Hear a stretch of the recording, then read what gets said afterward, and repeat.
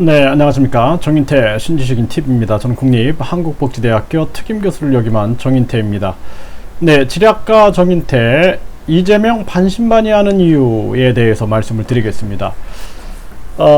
이재명에 대해서 이제 제 주변 분들이 이제 얘기를 많이 해요. 네, 그래서 이재명 후보에 대해서 어떻게 생각하시냐, 이런 얘기들을 참 많이 하시는데, 저는 좀 반신반의합니다, 사실. 네, 일단은 가장 중요한 게 지금 반중하고 있느냐가 굉장히 좀 중요하다고 봐요. 반중. 네, 그러니까 중국에 대해서 안보 의식이 굉장히 정확해야 되거든요. 물론 외교적인 측면은 외교적으로 가야 됩니다. 네, 그런데 기본적으로 안보적인 방어 심리가 갖춰져 있느냐라는 것을 저는 첫 번째 보고 있고요. 그 다음에 반북, 네, 북한에 대해서 이 평화 공상에 빠져 있으면 안 됩니다. 북한에 대해서 확실한 국가보안법이라는 것을 통해서 철저하게 대공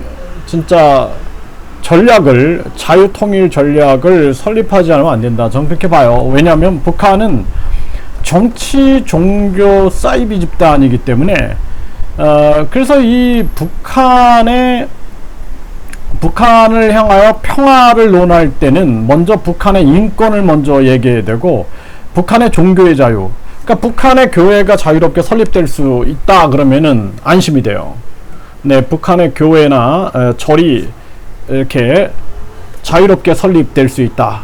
그래서 북한에서도 종교의 자유가 있고, 그리고 거주 이전의 자유, 그래서 자유롭게 주민들이 이민도 가고 유학도 가고 여행도 갈 수 있는 그런 사회다 그러면은 신뢰가 되죠. 그런데 하지만 북한 같은 경우에는 정치 종교를 교묘하게 겹친 사이비 정치 집단이다. 저는 그렇게 보고 있기 때문에 북한에 대해서 북핵에 대한, 또 북한의 인권에 대한, 북한의 자유에 대한 걸 논의하지 않고 무조건 평화만 얘기한다 그러면 저는 동의할 수 없어요. 그래서 일단은 우리가 다 중요해. 모든 정책이 다 중요하지만 가장 중요한 거는 국가 안보거든요. 국가가 없으면 아무것도 없잖아요. 그러니까 우리가 반중 반북하고 있는가, 그리고 북한에 대해서는 서독처럼 자유통일돼야 돼요. 독일처럼 자유통일되지 않고 북한에 의해서 통일된다든지 또는 연방제를 한다 그러면 그건 엄청 위험한 상황으로 가게 된다라는 것입니다. 그래서 제가 제 주변 분들이 이재명에 대해서 얘기할 때 저는 반신반의하는 거예요. 네, 그래서 이재명이 기본소득 비난하려면 간판부터 내려라 이렇게 얘기를 하는데, 이 기본소득은 개념이 국가가 주는 것보다는 국민의 당연한 권리다라는 거예요. 네, 권리. 그래서 제가 국민배당금제, 허경영의 국민배당금제를 더 지지하거든요. 굉장히 이거는 국민자본주의 형태죠. 그쵸? 네. 그런데 이 기본소득이라는 측면들은 국가 중심이단 말이에요. 국가 중심. 정부 중심이에요. 정부 중심. 그 정부가 부패되면은 이게 돈이 어디로 셀지 모릅니다. 네, 그 정부에 대한 부패에 대해서 저는 신뢰하지 않아요. 그래서 정부 실패론 있죠, 하이에크의 그 정부 실패론. 그러니까 케인즈의 정부 개입론 입장인데 그 다음이 정부 실패론이 온다니까요. 그 다음이 이제 국민주권론이 와요. 국민주권론. 그렇기 때문에 국민배당금, 국민권익금으로 가는 게 맞다. 저는 그렇게 보고 있는 것입니다. 그러니까 안심소득이나 오세훈의 안심소득이라든지 또는 경제학자들이 얘기하는 부의 소득제라든지 또는 공정소득 해갖고 유승민이 얘기하는데 그런 거는 거기서 거기에요. 예, 다 이게 뭐냐면 정부 중심이에요. 정부 중심. 그러니까 애덤 스미스의 보이지 않는 손, 네? 보이지 않는 손, 이게 완전 어떤 자유주의다 그러면은 그 다음에 이제 수정자본주의로 가잖아요. 그렇죠? 여기 와 있는 거예요, 여기에. 네. 근데 이 정부가 지금 되게 부패된 상태이기 때문에 우리는 국민 주권론으로 갈 수밖에 없어요. 국민 주권론. 저는 마지막 단계가 이제 국민 주권론이다 이렇게 보고 있는 겁니다. 그래서 이재명의 기본소득이 이 허경영의 국민 배당금식으로 이 이념이 달라져야 돼요. 이념.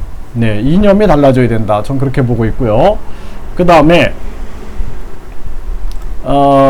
중국 어선들 영해 침범, 무관용 강력하게 대응해야. 이런 건 굉장히 좋거든요. 이런 건 굉장히 좋은데, 과연 진짜 이 지금 국적법 문제라든지, 차이나타운 문제라든지, 또는 외국인 투표권 문제, 이런 거에 대해서도 명확한 지금 제가 자료를 못 찾고 있습니다, 지금. 네. 그래서 반신반의하는 거예요. 네.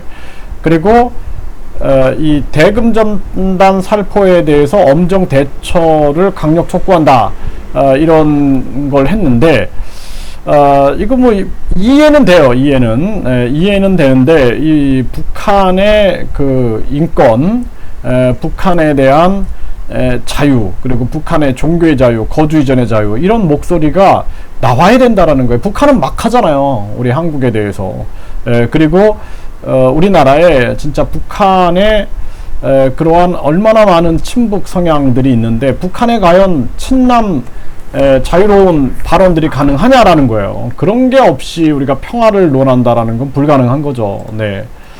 네. 이재명 북핵 위협 언급 없이 제재 풀겠다.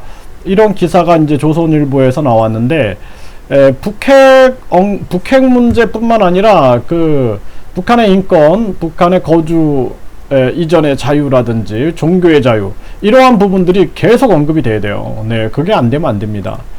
네, 대통령과 교육부 장관이 명백한 종북 빨갱이, 이재명 국가보안법으로 처벌돼야. 이재명이 이제 이런 발언을 했는데, 좀 제가 봤을 때는 국가보안법에 대해서도 명확한 입장을 내세워야 된다라고 봐요. 이게 2015년 기사이기 때문에 2015년 당시에 그 여당을 향한 발언인데 지금이 아니라, 그러니까 지금 이런 발언을 하면은 좀 민주당이 쫓겨날까요?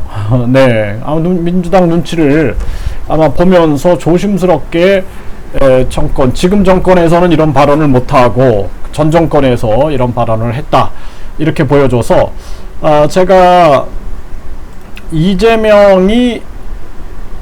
이재명이라는 사람에 대해서 반신반의하는 거예요. 그래서 반신반의하는 겁니다.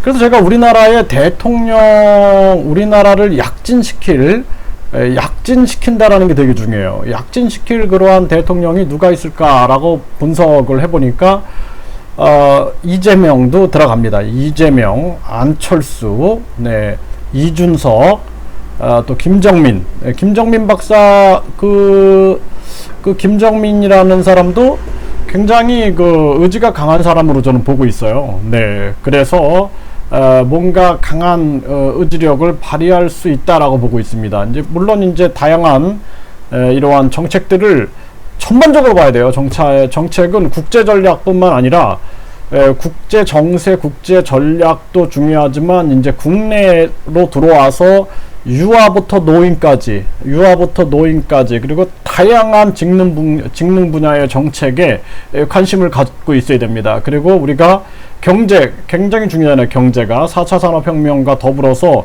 우주산업, 네, 이제 앞으로는 우주의 자원을, 우주를 개발하는, 우주 영토를 확장해 나가는 이러한 사업들이 굉장히 중요해요. 그렇기 때문에 사고가 진짜 우리가 지구 전 우주적이어야 한다라는 거고, 그리고 전반적인 정책을 우리가 꿰뚫을 수 있는 통찰력이 있어야 된다, 그렇게 봅니다.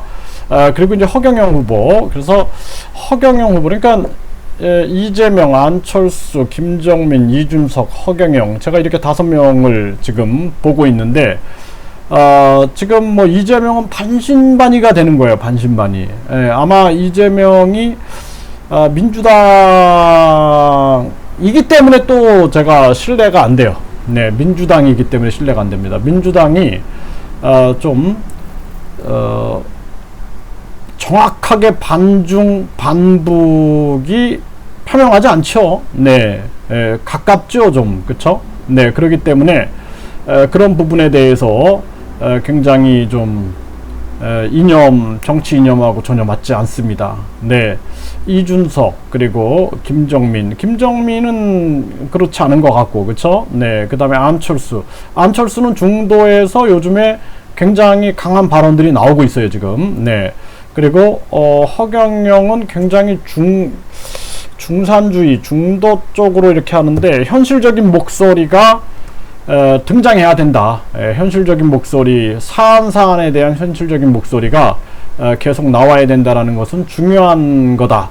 네, 요즘에 안철수 같은 경우에는 좀 강하게 나오는 모습을 좀 보게 됩니다. 네, 지략가 정인태, 이재명 반신반의하는 이유에 대해 설명드렸습니다.